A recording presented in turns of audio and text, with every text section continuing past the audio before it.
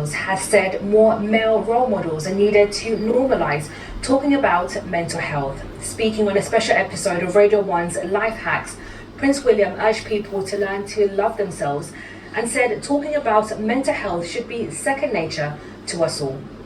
Learn to love yourself and understand yourself, really. I take a long time trying to understand my emotions and why I feel like I do. And I think that's a really important process to just do every now and again, to check in with yourself and work out why you're feeling like you do. Sometimes there's an obvious explanation, sometimes there isn't. I think that idea that mental health crisis is temporary. Like, you can have a really strong mental health crisis moment, but it will pass. However you feel, go to bed. There's something there's nearly always sleep deprivation when there's a suicide, because it really disables your ability to make rational decisions. You become more impulsive, and as a man you're going to be more impulsive and more violent. Just go to bed. Sleep is imperative. It's the most important pillar of well-being.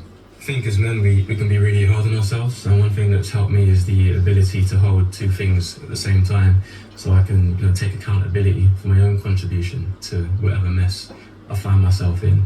But then on the other side of the coin, I can have empathy for me as a child and the things that I had to face. They're two sides of the same coin. So I'd say no one's above accountability, but no one is beyond redemption.